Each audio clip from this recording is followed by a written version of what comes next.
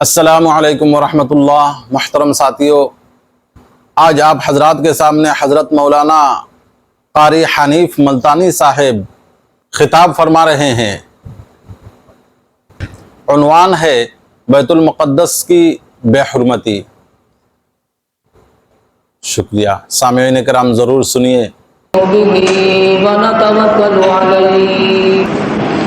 ونعوذ بالله من شرور أنفسنا ومن سيئات أعمالنا من يهده الله فلا مضل له ومن يضلل فلا هادي له ونشهد أن لا إله إلا الله وحده لا شريك له ونشهد أن سيدنا وسندنا ونبينا وشفيعنا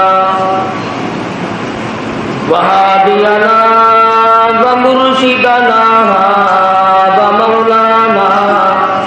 ومولانا محمدا عبده ورسوله أرسله بالحق بشيرا ونذيرا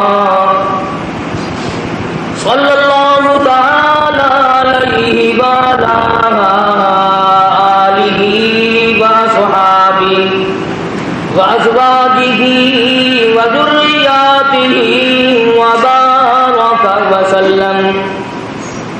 وسلم تسليما كثيرا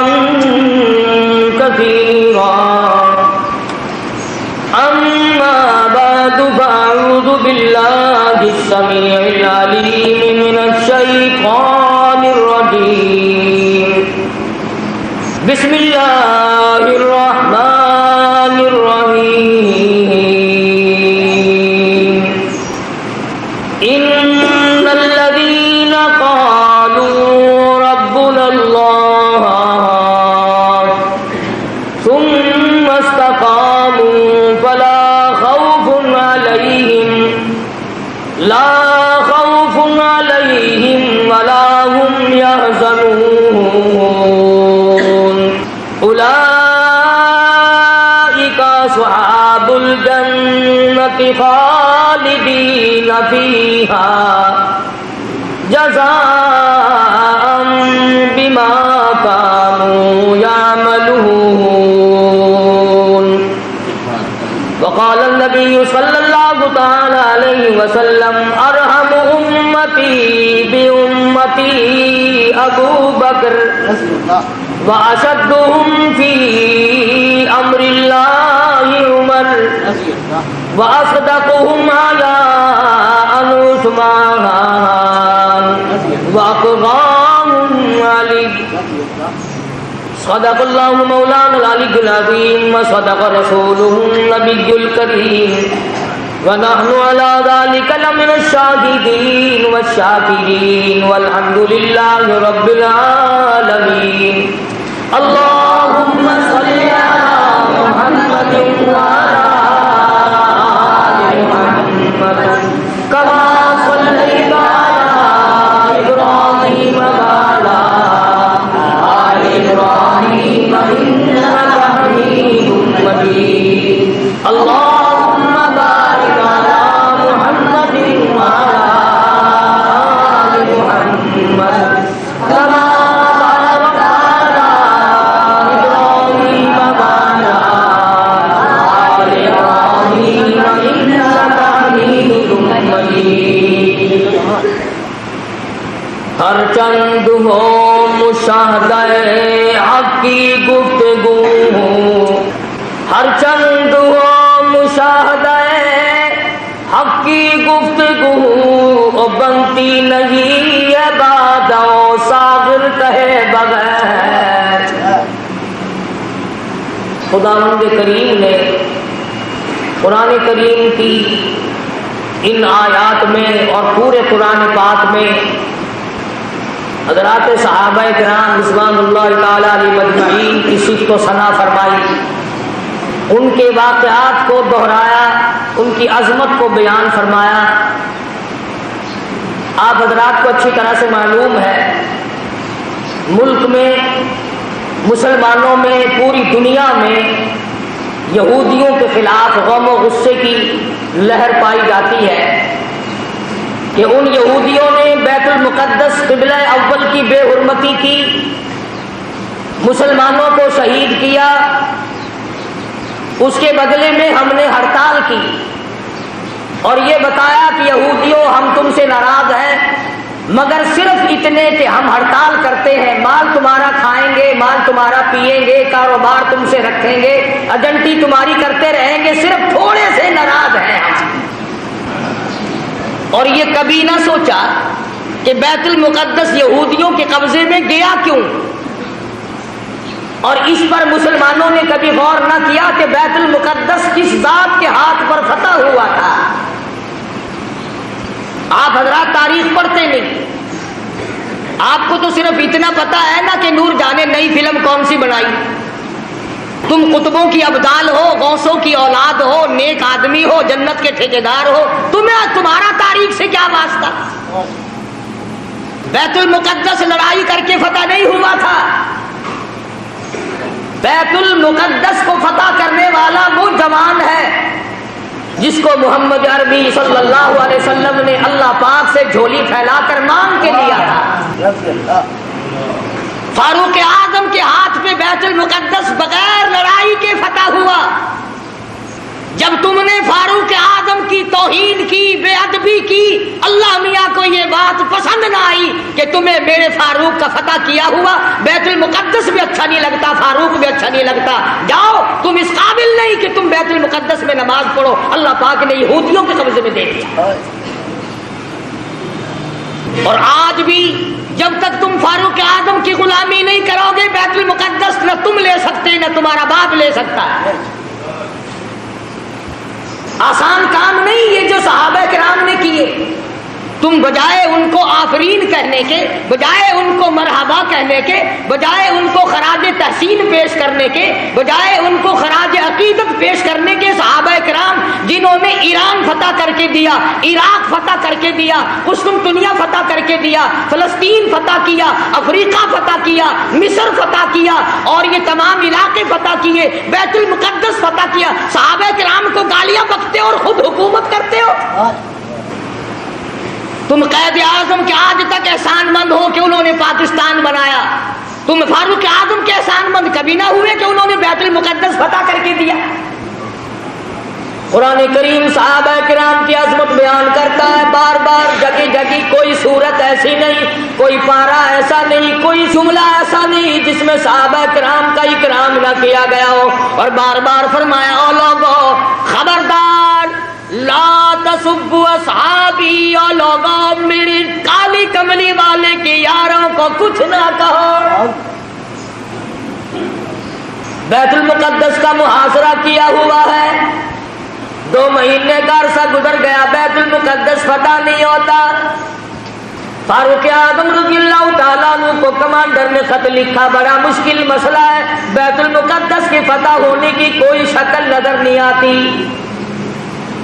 امام المتقین خلیفۃ المسلمین قاتل المشرکین والصدیقین سیدنا فاروق اعظم مراد رسول داماد علی سیدنا فاروق اعظم رضی اللہ تعالیٰ عنہ کو خط ملا، خود روانہ ہو گئے، ایک غلام ساتھ لیا، اس کو فرمایا منزل بمنزل نمبر وار سواری کریں گے، ایک منزل تو سواری کرے گا میں پیدل چلوں گا، ایک منزل میں سواری کروں گا تو پیدل چلے گا۔ اندازہ لگاؤ جب بیت المقدس قریب آیا، فاروق اعظم کی نیچے چلنے کی باری ہے، غلام کے اونٹنی پہ ڈاچی پہ سواری کی باری ہے۔ غلام عرض کرنے لگا امیر المومنین شہر قریب آ گیا، منزل مقصود قریب آ گئی، بیت المقدس نزدیک آ گیا، میری باری آپ لے لیں، آپ سوار ہو جائیں، میں نیچے پیدل چلوں گا، آپ خلیفہ رسول ہیں، آپ شہنشاہ ہیں، امیر المؤمنین ہیں، خلیفۃ المسلمین ہیں، سارے مسلمانوں کے سردار ہیں، آپ سواری پہ سوار ہو کر چلیں، لوگ کیا کہیں گے؟ خلیفہ پیدل آیا، بادشاہ پیدل آیا، امیر المؤمنین پیدل آیا، اور غلام سواری پہ سوار ہے، لوگ کیا کہیں گے؟ فرمایا او میرے غلام، لوگوں کی کہنے کی پرواہ کروں، اگر میں نے تیرا حق طلب کیا کل قیامت میں خدا کیا کہے گا؟ چنانچہ فاروق اعظم رضی اللہ تعالیٰ عنہ پیدل چل رہے ہیں، ادھر یہودی اپنی تورات کے ورقے پلٹ رہے ہیں، خبر ہے گرم آج ان کی آنے کی، خبر ہے گرم آج ان کی آنے کی، افسوس کہ میرے گھر میں بوریا نہ ہوا۔ فاروق اعظم کا انتظار ہے، خلیفۃ الرسول کا انتظار ہے، نبی کے سسر کا انتظار ہے،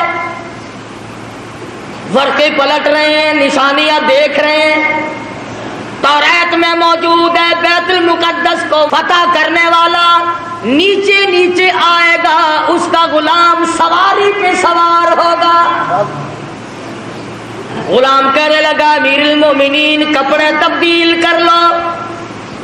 فرمایا جہاد میں چلا ہوں، اسلام کی عظمت کے لیے چلا ہوں، مسلمانوں کو فتح دلانے کے لیے چلا ہوں، کپڑے بدلنے کا کیا مطلب، میں اپنی حالت بدل کے آیا ہوں۔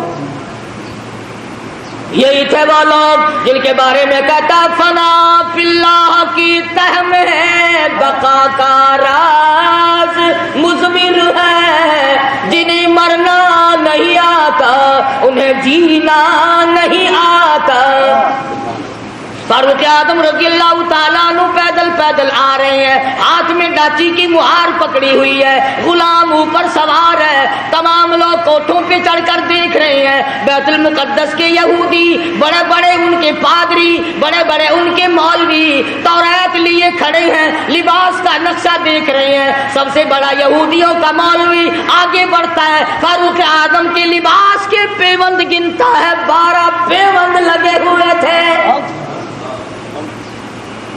آگے بڑھ کر سلام کرتا ہے اور پوچھتا ہے کہ آپ مدینے سے تشریف لائے؟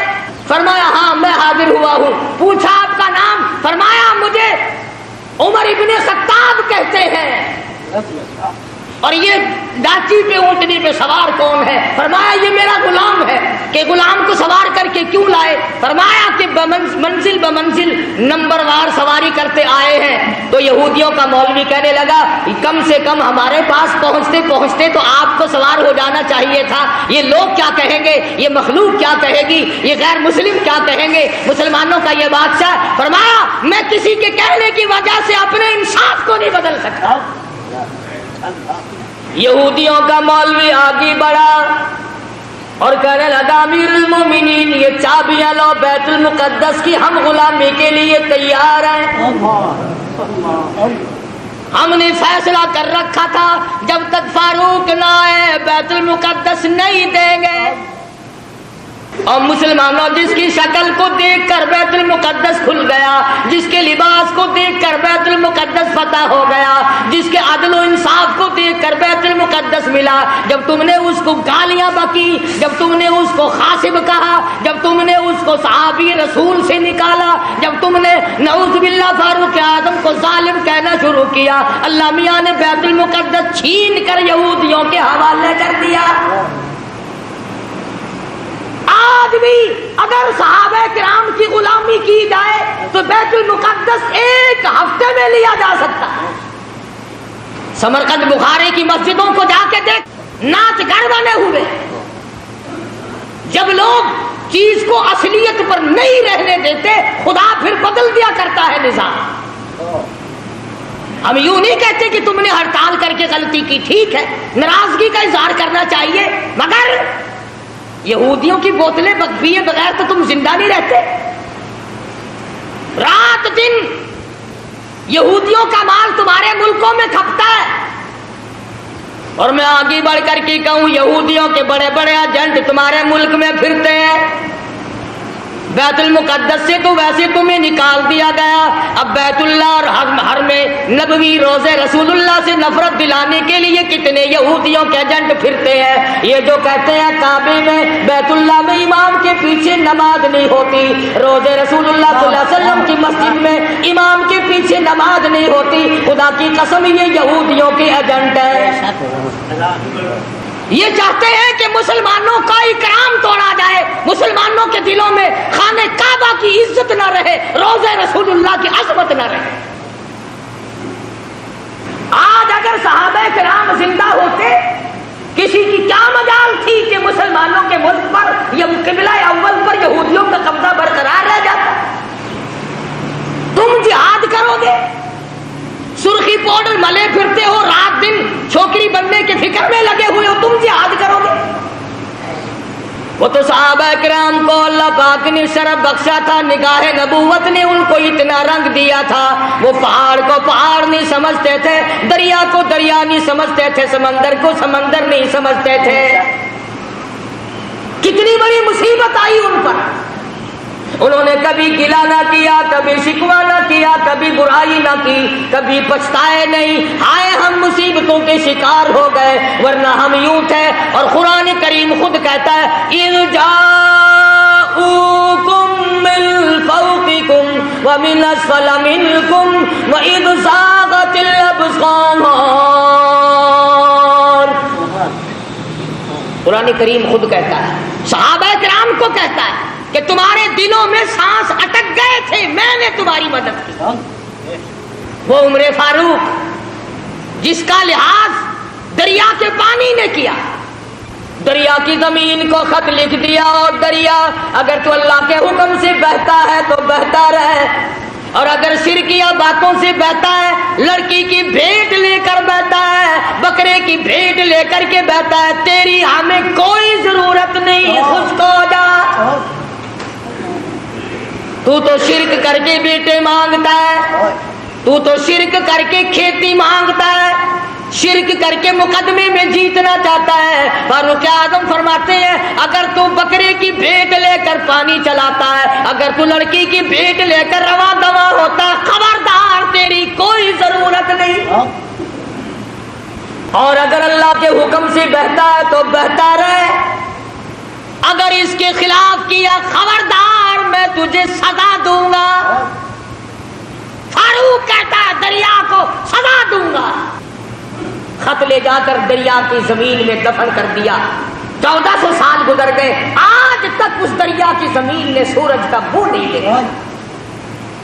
کتنا بڑا اکرام ہے سیدنا فاروق اعظم رضی اللہ تعالیٰ عنہ۔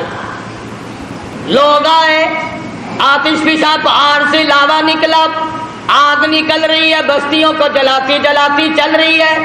فرمایا مجھے تو فرصت نہیں، یہ میری چادر لے جاؤ، آگ کے سامنے جا کر کے کر دو اور کہو یہ فاروق اعظم کی چادر ہے۔ لوگوں نے چلا کر کے آگ کے سامنے چادر کر دی اور چلا کے کہا خبردار یہ فاروق اعظم کی چادر ہے، تاریخ شاہد ہے، آگ لوٹ کر پہاڑ میں چلی گئی۔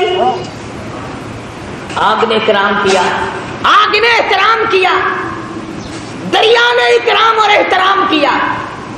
آج مسلمان کچھ تو دشمنی کرتے ہیں اور کچھ ان سے چند ٹکے وصول کرنے کے لیے فاروق اعظم کا نام لیتے ہوئے ڈرتے ہیں۔ فاروق کا نام آئے گا پھر 4 پیسے کون دے گا؟ اور میں کہتا ہوں 4 پیسے تیرے کب تک چلیں گے؟ کمتر مرحوم بڑی اچھی بات کہتا ہے، جدو قاسم ہوسی کو سروتے محبوب حق تعالی، جدو قاسم ہوسی کو سروتے محبوب حق تعالی، ابو بکر عمر دے ہاتھ حسن ساغر وڈارا دے، مدینی وچ پیا وسدا محمد نال یاراں دے، ایویں سجدہ فلکتی ہے جویں چن نال تاراں دے۔ فرمایا فاروق اعظم کے بغیر تمہیں کوثر کا پانی نہیں مل سکتا ہے۔ سیدنا فاروق اعظم رضی اللہ تعالیٰ عنہ زمین پہ کھڑے، زمین میں زلزلہ آیا، زمین پہ کوڑا مارا، اس کو تو ٹھہر جا، تجھ پہ فاروق موجود ہے، تجھے ہلنے کی اجازت نہیں۔ ساکت ہو گئی، فاروق اعظم سے زمین لرز گئی. 300 میل پر ایک سریا، ایک فوج کا دستہ جنگ میں مصروف ہے، جہاد میں مصروف ہے، کفار گھیرا ڈال رہے ہیں. فاروق اعظم جمعے کا خطبہ پڑھ رہے ہیں. اللہ تعالیٰ نے بتلا دیا، یہاں 300 میل پہ کھڑے ہو کر فرمایا خبردار پیچھے سے کافر آ گئے، سنبھل جاؤ. یوں لکھا ہے کہ لوگوں نے آواز ایسی سنی جیسے ہمارے سر پہ بول رہے ہیں. ہوا نے غلامی کی، جس کی غلامی ہوا کرے، جس کی غلامی زمین کرے، جس کی غلامی آگ کرے، جس کی غلامی دریا کا پانی کرے. آؤ آج تم بھی غلامی کرو، پھر میں دیکھوں بیت المقدس یہودی کیسے رکھتے ہیں. تمہیں کیا معلوم ہے بیت المقدس کی بے ادبی آج نہیں ہوئی. سیدنا یوسف علیہ السلام کی قبر وہاں موجود ہے، ایوب علیہ السلام کی قبر وہاں موجود ہے، موسیٰ علیہ السلام کی قبر وہاں موجود، زکریا علیہ السلام کی قبر وہاں موجود، کم و بیش 500 انبیاء کرام کی قبریں موجود. ہاں تم آج یہاں پتے لیے پھرتے ہو، قبروں پہ کنجریاں نچانے والوں، اللہ کے ولیوں کی قبروں پہ ٹھیکر لگانے والوں، جوا کھیلنے والوں، شراب کا دور چلانے والوں، آؤ سبق لو. جب انبیاء کرام کی قبروں کی توہین ہوئی تو یہودی ملک پہ چھا گئے. آج انبیاء علیہ السلام کی قبروں کے اوپر یہودیوں کے ٹینٹ پھر رہے ہیں. بے ادب ہو گئی قوم، نہ صحابہ کا ادب، نہ انبیاء کرام کا ادب، نہ اللہ والوں کا ادب، نہ علماء کا ادب، نہ قرآن کا ادب. ساری چیزوں سے بے بہرے ہو گئے. وہ تو صحابہ کرام تھے، حضور اکرم صلی اللہ تعالی علیہ وسلم کی ایک ایک ناخون، ایک ایک بال، ایک ایک قطرے پانی کی قدر کی. اللہ اکبر. آپ صلی اللہ علیہ وسلم نے سینگیاں لگوائی، سینگیوں میں خون نکلا، ایک برتن میں جمع کر کے ایک صحابی کو دے دیا. فرمایا کسی ایسی جگہ پھینک کے آؤ جہاں کسی کا پیر نہ ہو، بے ادبی نہ ہو، نبوت کا خون ہے، امام الانبیاء کا لہو ہے. صحابی گیا اور جلدی سے واپس آ گیا. آپ صلی اللہ علیہ وسلم نے فرمایا ڈال آئے کہ جی ہاں. جلدی آ گیا کہ ایسی جگہ تو نہیں ڈال کے آیا جہاں کسی کا پیر آئے. عرض کرنے لگا میرے آقا ایسی جگہ ڈال کے آیا ہوں کسی کا پیر تو کیا نظر بھی نہ پڑے گی. میں تو ایسی جگہ ڈال کے آیا ہوں کسی کا پیر تو کیا نظر بھی کسی کی نہیں پڑے گی. فرمایا ایسا کہاں ڈال دیا؟ عرض کرنے لگا میرے آقا میں نے تو پی لیا. کالی کملی والے کا لہو زمین پہ پھینکوں؟ فرمایا جا 7 پشتوں پہ دوزخ حرام ہو گئی. انہوں نے تو ایک ایک چیز کی قدر کی، اور آج تجھے سوائے اپنے پیٹ کے دھندے کے یا اپنی عزت کے صحابہ کی عزت پہ تو نہیں مرتا. صحابہ کرام کی ناموز پہ چند ٹکے خرچ کرنے کو تیار نہیں. نہ تم خرچ کرتے ہو، نہ مولوی تمہیں بتاتے ہیں. صحابہ کرام کی تعریف کیوں سنائیں؟ ہر مہینے تمہیں کہیں گے آؤ 11ویں دو. کبھی یوں بھی کہا کہ آؤ فاروق اعظم رضی اللہ تعالیٰ عنہ کو اصال ثواب کریں گے، جس نے 22 لاکھ مربع میل کی حکمرانی کی، جو نبی نے جھولی پھیلا کر مانگ کے لیا تھا. اور آپ صلی اللہ علیہ وسلم نے فرمایا جس راہ سے فاروق گزر جائے شیطان کا اس راہ سے گزر نہیں ہوتا. اتنا بڑا جلیل القدر صحابی ہے سیدنا فاروق اعظم، جس نے روئے زمین پر وہ انصاف کر کے دکھایا. قیامت تو آ سکتی ہے، فاروق کے انصاف کو کوئی قائم نہیں کر سکتا. میں تمہیں بیت المقدس لینے کا راستہ بتلا رہا ہوں، اگر لینا ہو، اور اگر یوں جھک مارنی ہے پھر تمہاری مرضی.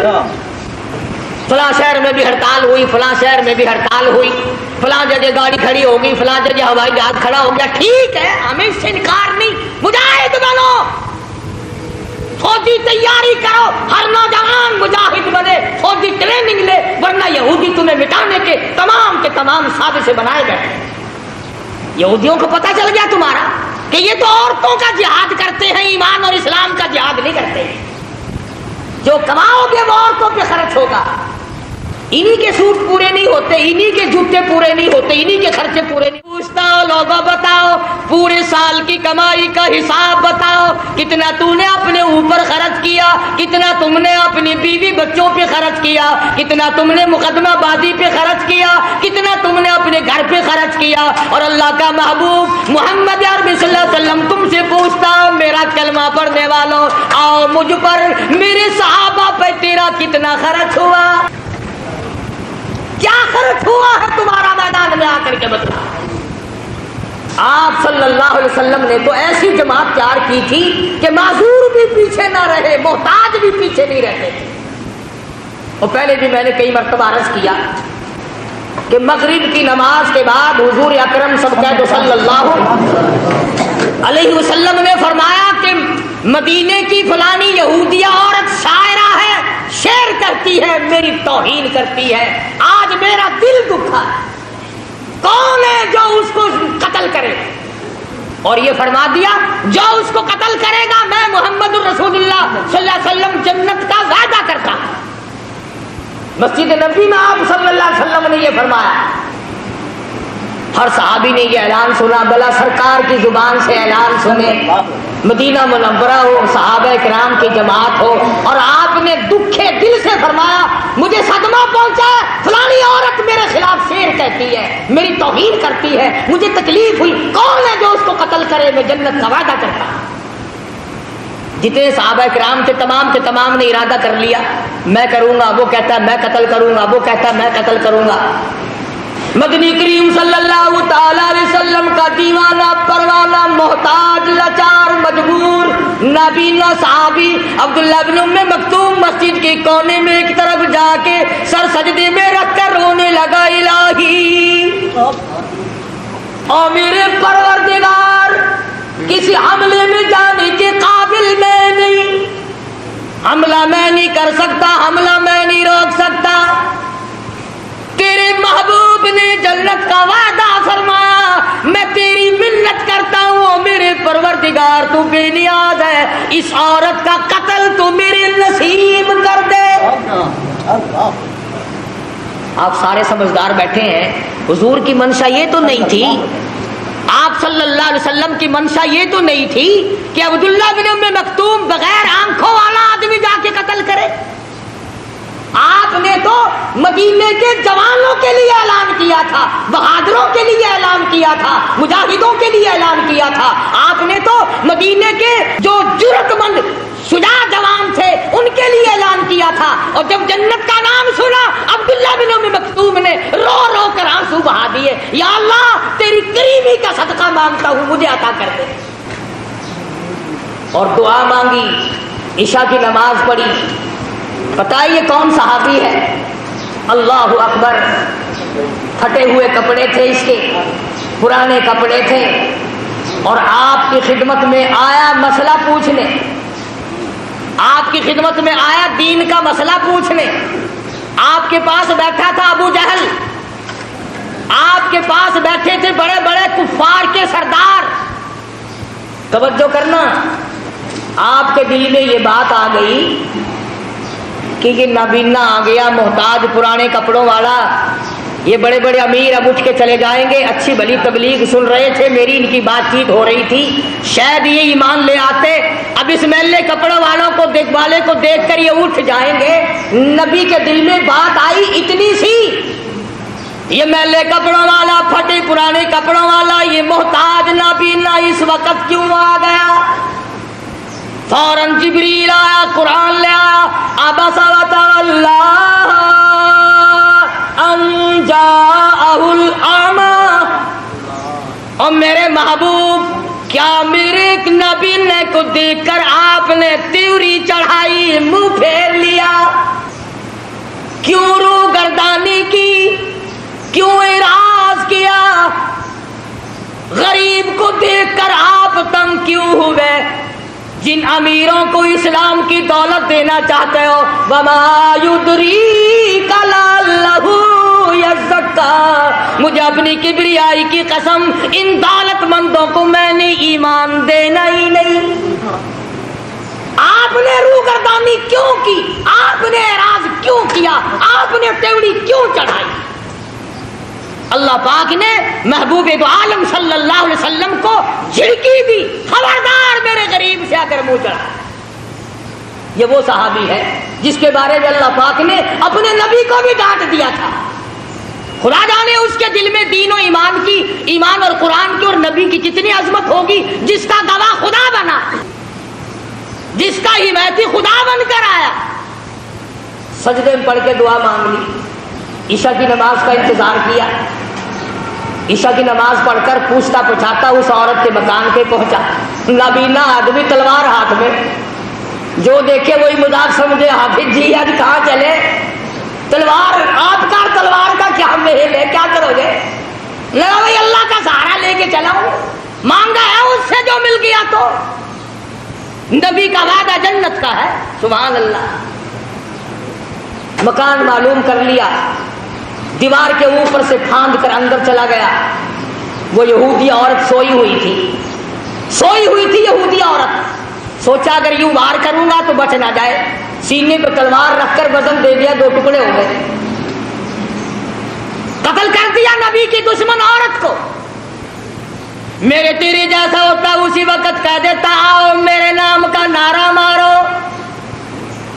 قتل کر کے پھر واپس آیا مسجد نبی میں، پھر سجدہ شکر میں رو رہا، الہی میرا کہاں مقدر تھا، یہ تو تیری مہربانی ہوئی، میں ایسا کہاں کر سکتا تھا، یہ تو تیری مہربانی ہوئی۔ نہ گلی میں کسی کو بتایا، حضور کے دروازے پہ پہنچ جاتا، یا رسول اللہ خوش ہو جاؤ، میرے لیے جنت کی دعا آپ نے کر دی، سبحان اللہ، میں وہ کام کر آیا ہوں۔ پتا چلا جو اللہ کی رضا کے لیے کوئی کچھ کام کرتا ہے وہ گاتا پھرتا ہی نہیں، وہ شور نہیں مچاتا، وہ ہنگامے نہیں کیا کرتا۔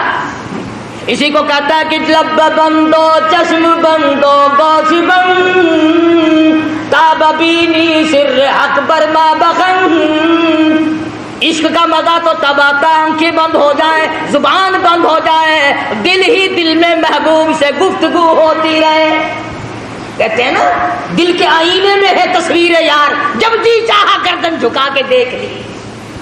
محبت کا تسکا تو پہلے پیدا کرو، عشق کہتے کسے ہیں پہلے یہ تو جاننے کی کوشش کرو۔ صحابی نے ساری رات اللہ اللہ میں گزاری، خدا کا شکر ادا کیا۔ نماز فجر سے پہلے اللہ پاک نے جبریل امین کے ذریعے محمد مدنی صلی اللہ علیہ وسلم کو بھی خبر کر دی کہ عبداللہ بن مکتوم نے عورت کو قتل کر دیا۔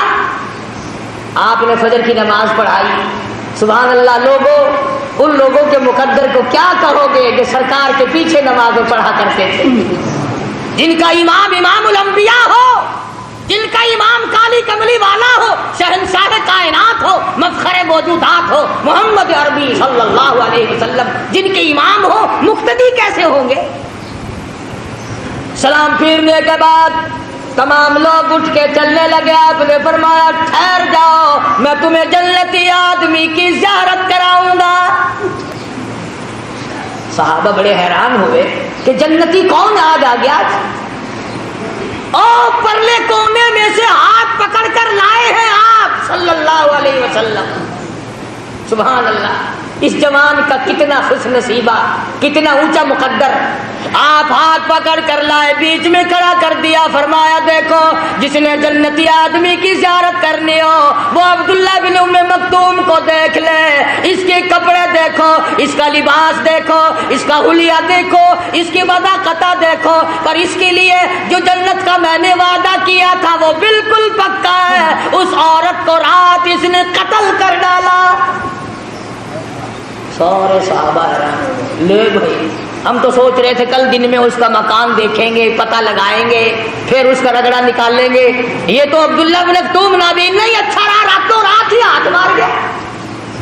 میں عرض کر رہا تھا کہ نبی کی زبان پر یقین کرنے والے لوگ کبھی یہ نہیں سوچا کرتے کہ اب ہوگا کیا، وہ تو پھر اللہ کا نام لے کر کفر کو مٹانے کے لیے ٹوٹ پڑتے ہیں۔ آج کفر کو مٹائے کون؟ ہم خود کفر کو چمکا رہے ہیں، شرک کو چمکا رہے ہیں، بدعت سنتوں کو مٹا رہے ہیں، بدعتوں کو چمکا رہے ہیں۔ پھر مجاہد کیسے پیدا ہو؟ پھر کیسے لوگ غازی بنے؟ کیسے لوگ شراب کے پیالے پیے. جو مر جاتا ہے 6 مہینے تو اس کا پیچھا چھوڑتے ہی نہیں, لگے رہتے ہیں. آج فلانا ہے, آج تیجا ہے, آج فلانا ہے, آج فلانا, لگے رہو. کوئی صورت ایسی نہیں جس سے کہ قرآن کریم کی تبلیغ کرو. میں تو ان لوگوں سے ایک سوال کرتا ہوں, تمہارا قرآن سے کیا بیر ہے؟ تم لوگوں کو قرآن کیوں نہیں سناتے؟ اللہ پاک نے فرمایا فالذین ہاجروا واخرجوا من دیارہم واوذوا فی سبیلی وقاتلوا وقتلوا لأکفرن عنہم سیئاتہم. اور لوگوں آؤ جن کو میرے نام کی وجہ سے, میرے دین کی وجہ سے, جن کو اللہ پاک فرماتے میری راہ میں ستایا گیا, ٹکڑے کر دیے گئے. صحابی ہے حضور اکرم صلی اللہ علیہ وسلم کا, بیر معونہ سے گرفتار کر کے لائے, مکے میں قید کر دیا, مکے کے سرداروں نے پھانسی کا حکم صادر کر دیا, کھانا بند کر دیا, پینا بند کر دیا. کئی دن ہو گئے صحابی بھوکا ہے, پیاسا ہے, کوٹھڑی میں بند کر رکھا ہے. اللہ اکبر. وہ کافرہ عورت کہتی ہے جس نے اپنے مکان میں بند کر رکھا تھا حضرت خباب ابن عارت رضی اللہ تعالی عنہ کو, کہ میں ایک دن روشن دان میں سے جھانک کر دیکھنے لگی کہ ہم نے اس کو کئی دن سے بھوکا پیاسا رکھا ہوا ہے, اس کا حال کیا ہے؟ مکے کی کافرہ عورت کہتی ہے جب میں نے روشن دان میں سے جھانک کر دیکھا تو موسم اس زمانے میں نہیں تھی, خباب انگور کھا رہا تھا. نبی کا صحابی مکے والوں کی قید میں, انہوں نے کھانا بند کر دیا, انہوں نے پانی بند کر دیا, اور یہ انگور کھا رہا ہے. مکے کی کافرہ عورت کہتی ہے میں نے پوچھا یہ انگور کہاں سے لا؟ عند اللہ, ان اللہ یرزق من یشاء بغیر حساب. مکے والوں تم نے میرا کھانا بند کیا, عرش والے نے مجھے کھلا دیا. صحابی کو جس وقت میدان میں لے گئے پھانسی چڑھانے کے لیے, مکے کے سرداروں نے پوچھا کہ اگر تو ایک بات ہماری مان لے ہم تجھے چھوڑ دیں گے, کہ اپنی زبان سے یوں کہہ دے کہ میری جگہ میرے نبی کو لا کر نعوذ باللہ من ذالک پھانسی چڑھا دو, میری جگہ میرے نبی کو لا کر سزا دے دو, اگر تو زبان سے یوں کہہ دے ہم تجھے چھوڑ دیں گے. اور یہ بات تھی کہ حضور ان کے قبضے میں نہیں تھے صلی اللہ علیہ وسلم, حضور مدینہ پاک میں ہے, ان کے اختیار میں نہیں, ان کے قبضے میں نہیں, ان کے قابو میں نہیں. صحابی جانتا تھا کہ حضور ان کے ہاتھ آ ہی نہیں سکتے جان چھڑانے کے لیے, اگر وہ یہ لفظ کہہ دیتا تو کیا بات تھی. مثال کے طور پر یوں سمجھو, اگر ہمارا آدمی کوئی ہندوستان میں پھنس جائے اور کافر اسے پکڑ لے اور وہ یہ کہہ دیں کہ ہم تجھے چھوڑ دیں گے, تو زبان سے صرف اتنا کہو کہ میری جگہ ہمارے صدر ضیاء الحق کو لا کے پھانسی چڑھا دو, تو زبان سے کہہ دے بس. تو بتاؤ یوں کہنے میں کیا حرج ہے؟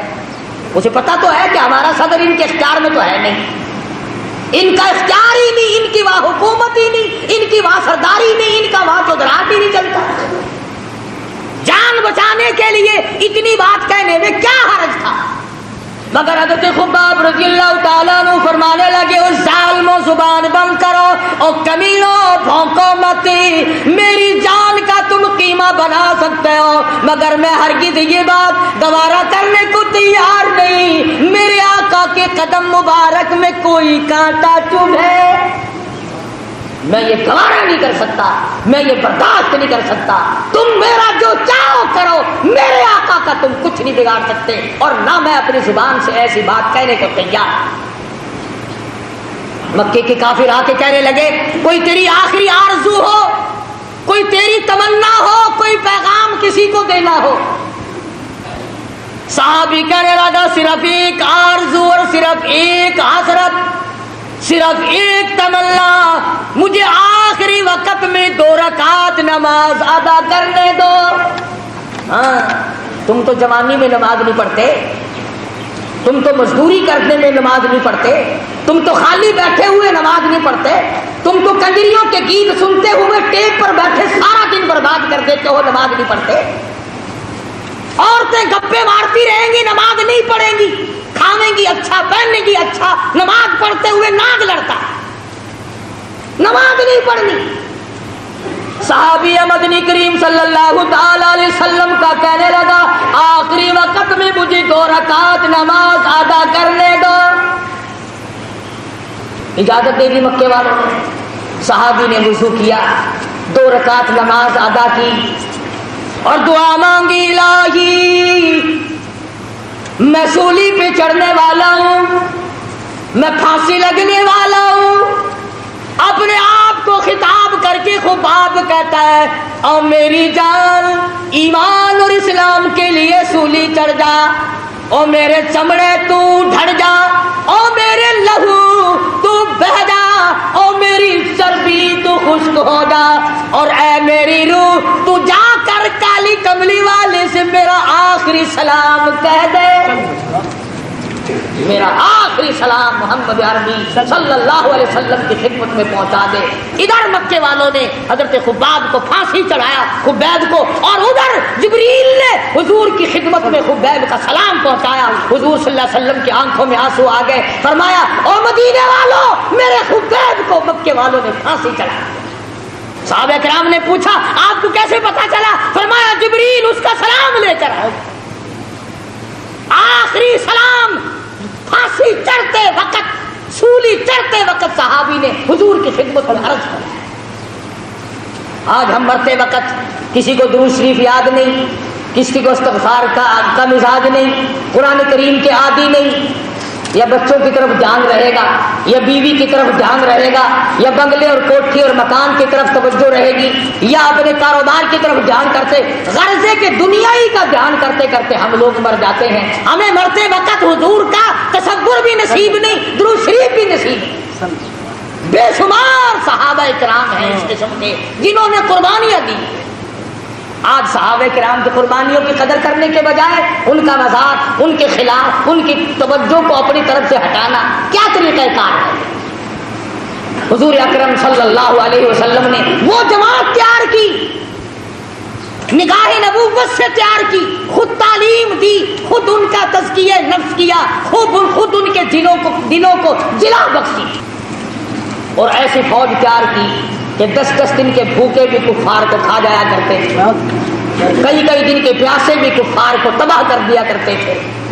ہاں قرآن کریم پڑھ کر کے دیکھو, قرآن ان کی تعریف کرتا ہے کہ یہ تو مرنا جانتے تھے, یہ آگے بڑھنا جانتے تھے, یہ پیچھے ہٹنا جانتے ہی نہ تھے. یہودیوں کو ٹھکانے لگایا تھا صحابہ کرام.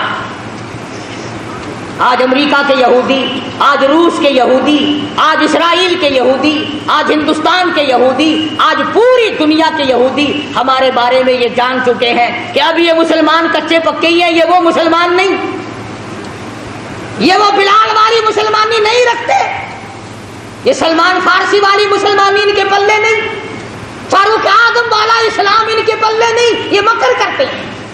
نماز بھی پڑھ لی, مسجد میں بھی چلے گئے, میلے ٹھیلوں میں بھی چلے گئے, عرسوں میں جا کر کے سجدے بھی کر لیے, ناچ گانے بھی کر لیے, اور دبڑک ڈھول خوب بجائے, اور پھر جنت کا سیدھا راستہ. خدا مندی کریم نے اعلان کر دیا میری رضا صرف ایک صورت میں ہے, آؤ اپنے نفس کو, اپنی مرضی کو, اپنی رضا کو, اپنی تمنا کو, اپنی خواہشات کو میرے سامنے قربان کر دو.